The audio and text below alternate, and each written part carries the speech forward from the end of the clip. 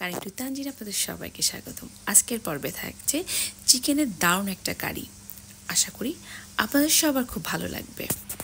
তা চলুন দেখে নিই আমি রেসিপিটি কিভাবে তৈরি করেছি। আমি ব্রয়লার মুরগির বুকের মাংস নিয়েছি এবং এটা এভাবে করে ছোট ছোট করে কেটে খুব ভালোভাবে ধুয়ে পানি ঝরিয়ে নিয়েছি। এখন এখানে দিয়ে দিচ্ছি 1 চামচ লাল মরিচের গুঁড়া, হলুদের গুঁড়া এবং লবণের গুঁড়া। এটা দিয়ে খুব ভালোভাবে আমি মেখে নিব। তো দেখতে পাচ্ছেন খুব ভালো করে মাখা হয়ে গেছে। এখন চলে যাব চুলায় একটা প্যান বসিয়ে নিয়েছি। এখানে আমি সয়াবিন তেল ব্যবহার করেছি, আপনারা চাইলে সরিষার তেলও ব্যবহার করতে পারেন। তেলটা গরম হয়ে আসলে এবং আমি যে মাংসটা মাখিয়ে রেখেছিলাম এখন এখানে দিয়ে দিচ্ছি।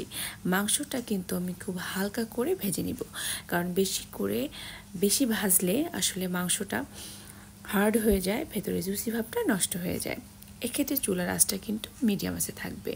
এখানে কিন্তু আমি কোনো পানি অ্যাড করিনি, দেখতেই পাচ্ছেন মাংস থেকে কিন্তু পানি আসা শুরু হয়েছে।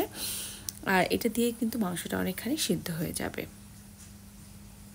এভাবে করে মাংসটা খুব ভালোভাবে ভেজে নিব এবং চুলার আঁচটা কিন্তু মিডিয়াম আঁচে থাকবে।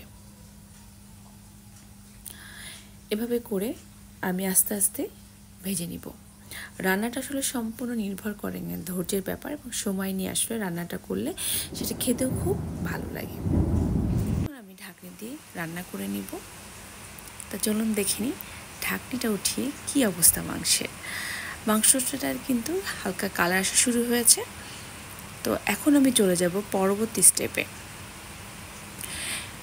এখানে একটা পাত্র নিয়েছি আর এখানে আমি 1.5 কাপ পেঁয়াজ কুচি নিয়েছি। দিয়ে দিচ্ছি চামচ কাজু বাদাম গুঁড়া। আর এই কাজু বাদাম গুঁড়াটা যদি আপনারা কিনতে না পারেন তো বাসায় যদি কাজু বাদাম থেকে থাকে সেটা আপনারা কিন্তু গুঁড়া করে নিতে পারেন। দিয়ে দিচ্ছি লাল মরিচের গুঁড়া, লবণ, ধনে গুঁড়া এবং গরম মশলা গুঁড়া 1 চামচ। দিয়েছি 2 চামচ টমেটো সস। দিয়ে দিব কাঁচামরিচ সস। দিয়ে দিচ্ছি 1.5 চামচ সয়া সস। সমস্ত উপকরণ খুব ভালোভাবে মেখে নিতে হবে। আর রেসিপিটা কিন্তু খুবই দারুণ একটা রেসিপি। অবশ্যই আপনার ভিডিওটি প্রথম থেকে শেষ পর্যন্ত দেখবেন, তাহলে বুঝতে পারবেন। স্কিপ করলে আসলে রেসিপিটি ভালোভাবে বুঝতে পারবেন না। এখন এটি খুব ভালোভাবে মাখিয়ে নিব। দেখে মনে হচ্ছে আমি ভর্তা মাখাচ্ছি, আসলে সেটা না, পেঁয়াজের সাথে সমস্ত উপকরণগুলো খুব ভালোভাবে মেখে নিচ্ছি। এখন চলে যাব চুলায় যে প্যানটা বসিয়ে রেখেছি, যে মাংসটা আমি ভেজে নিচ্ছিলাম, এখন সেই পেঁয়াজটা আমি এর উপরে দিয়ে দিচ্ছি। এটা দিয়ে খুব ভালোভাবে নাড়াচাড়া করে নিব, যাতে করে মাংসের সাথে পেঁয়াজটা মিশে যায় এবং মাংসর সাথে সাথেই যেন পেঁয়াজটা খুব ভালোভাবে সিদ্ধ হয়ে যায়। আর রেসিপিটা যে খাবে সে কিন্তু আপনার ফ্যান হয়ে যাবে।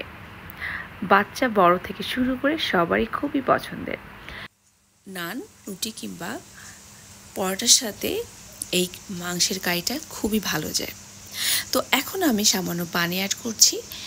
যে পাত্রে আমি এই পেঁয়াজের উপকরণটা মাখিয়ে নিয়েছিলাম সেটা ধুয়ে সামান্য পানি দিয়ে দিচ্ছি, যাতে করে পেঁয়াজটাও খুব ভালোভাবে সিদ্ধ হয়ে যায়।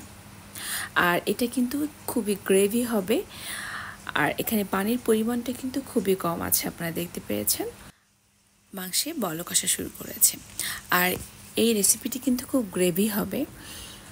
এটা কিন্তু দেখতে যতটা সুন্দর, খেতে ততটাও ইয়ামি। অবশ্যই আপনারা বাসায় ট্রাই করবেন এবং কমেন্ট সেকশানে জানাবেন কেমন হয়েছে। দেখতে পাচ্ছেন মাংসের উপরে তেল ওঠা শুরু করেছে এবং খুব গ্রেভি ভাব চলে এসছে। সকালের ব্রেকফাস্টে এটা কিন্তু খুব দারুণ একটা রেসিপি হতে যাচ্ছে। আপনারা সবাই বাসায় ট্রাই করবেন। মাঝে মাঝে একটু ভিন্নভাবে যদি আপনারা ব্রেকফাস্টটা উপস্থাপন করতে পারেন তাহলে ফ্যামিলি বেশি সারপ্রাইজড হয়ে যায়। আর মাঝে মাঝে খাবারে একটু ভিন্নতা আনা দরকার। অতিথি আপ্যায়নে কিন্তু এটা খুবই দারুণ যায়। আর এটা রান্না করতে কিন্তু খুব বেশি সময়ের প্রয়োজন হয় না। বাসায় অতিথি এলে আপনারা কিন্তু এটা দিতে পারেন সামনে, তাহলে কিন্তু দেখবেন আপনার রান্নার ফ্যান হয়ে যাবে। আর আমার রেসিপিটিও কিন্তু হয়ে গেছে, দেখতেই পাচ্ছেন। আমি এখন চলে যাব পরিবেশনে। এটা কিন্তু খুবই গ্রেভি ভাব চলে এসছে এবং দারুণ একটা স্মেল আসা শুরু হয়েছে। অবশ্যই আপনারা বাসায় ট্রাই করবেন। কমেন্ট সেকশনে জানাবেন রেসিপিটি আপনাদের কেমন লেগেছে। চলে যাব পরিবেশনে।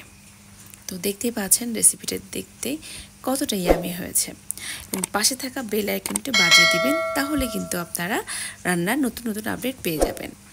যারা আমার চ্যানেলকে এখনও সাবস্ক্রাইব করেনি অবশ্যই আমার চ্যানেলকে সাবস্ক্রাইব করবেন, আর যারা আমার চ্যানেল সাবস্ক্রাইব করেছেন তাদেরকে অসংখ্য ধন্যবাদ। সবাই ভালো থাকবেন, সুস্থ থাকবেন। আল্লাহ হাফেজ।